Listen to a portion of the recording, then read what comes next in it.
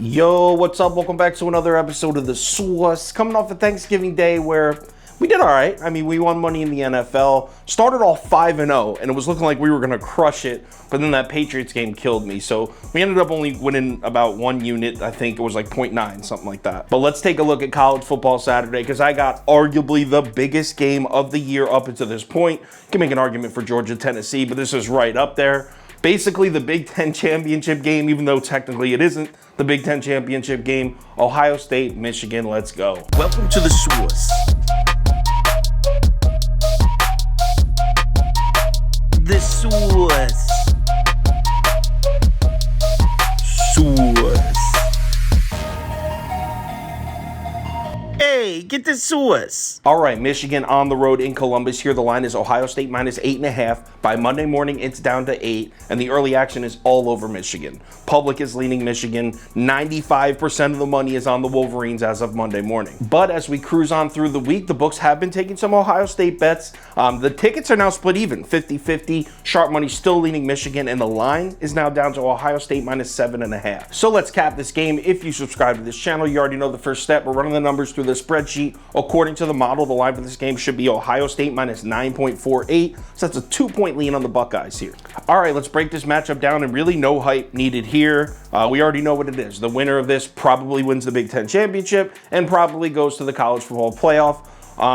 If we're being honest, the loser of this probably still has a shot of getting in the college football playoff, but they'll need some help. We got Ohio State, the highest scoring offense in the FBS. The Buckeyes offense averages 46.5 points per game on the season. Against Michigan's defense, that's also first in the FBS in points allowed, they're allowing just 11.7 points per game.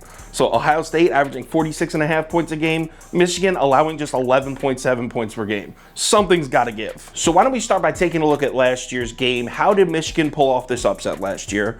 And it was pretty simple. We all saw it. Hassan Haskins and the Michigan offensive line just bullied the Ohio State defensive front in the big house in the snow. Well, the weather is not going to be a factor in this one. In fact, it's supposed to be a beautiful day in Columbus with temperatures reaching the high 50s. So huge sigh of relief for the Buckeyes there. Also, Hassan Haskins now plays for the Tennessee Titans, so obviously he's not taking carries for Michigan in this game. Another huge sigh of relief for the Buckeyes. Blake Corum has been absolutely electric for the Michigan offense this year, without a doubt. But he's banged up. He was injured last week, and his status is up in the air. You can't really get a straight answer. From what I'm reading, I think it's leaning towards he's not going to play. Good news for Michigan, though. Donovan Edwards, their other back, he was injured 2 weeks ago. From what I'm reading, he is going to play. So even if Corum isn't able to go, and that would be a huge loss for Michigan, at least they got Edwards in there to take the carries. But here's the thing.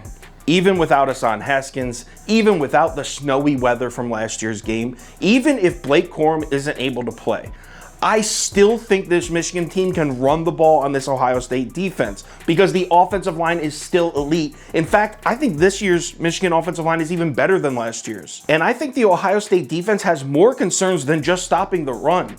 The Buckeyes have been pretty fortunate in their schedule. They really haven't seen a dual threat quarterback all season. In fact, last week's game against Maryland, Tagovailoa is probably the most athletic quarterback that Ohio State's played all year. Tagovailoa was nice last week against the Buckeyes defense, 26 of 36, 293 yards passing, 2 touchdowns, no picks. He also ran for a touchdown. JJ McCarthy is a hell of an athlete. He doesn't run a ton, but he's got speed and he uses it when he has to. That could be a problem for this Buckeyes defense, especially since they haven't really seen anything like that. So despite the Buckeyes defense definitely being loaded with some talent, I think Michigan's going to move the chains and score some points in this game. Now let's look at the Buckeye offense, which is obviously completely stacked, but they are banged up right now.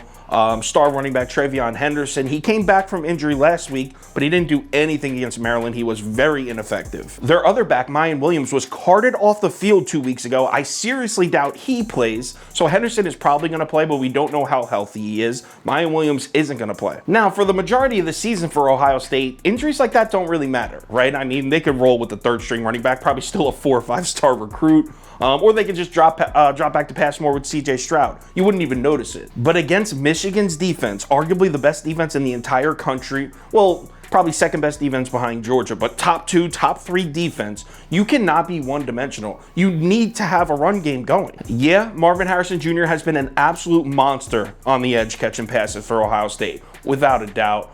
But Jackson Smith-Njigba, no update on him. I doubt he returns for this game. And if Ohio State isn't running the ball and the Michigan pass rush is just pinning their ears back and coming after Stroud, and they just put an extra defender on Marvin Harrison Jr., I could really see the Buckeyes offense struggling to move the ball in this game. Now, Stroud, we know, is accurate as hell, but he has not shown us that he can perform under pressure, and that Michigan defensive front is coming. I mean, let's rewind all the way back to week 1. Now, I know that's damn near 2.5, 3 months ago, but Notre Dame is the only defense that Ohio State has seen that even resembles Michigan, and they're not even close to as good as Michigan.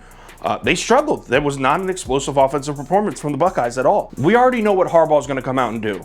Run the ball, take away the Ohio State run, make them try to make plays on the Michigan secondary, let the Michigan pass rush get to work. That's what Harbaugh's going to do, and I feel like Day's not going to have a choice but to play right into Harbaugh's hand there. I like the Buckeyes, and I'll be rooting for Ohio State to win the game because I think it'll make for a more interesting playoff matchup. But at 7.5, I have to take the Wolverines. I think the Sharps are on the right side here. Give me Michigan plus 7.5. Let's go. If anything changes with this bet, I'll let you know on Twitter, so give me a follow there if you're interested. Also, if you want the final tickets that we put out, bet of the day, parlays of the day, top 7 bets, that kind of stuff, head over to KyleKirms.com or download the Sauce Network app. Michigan, Ohio State, Big Ten on the line. It doesn't get better than this.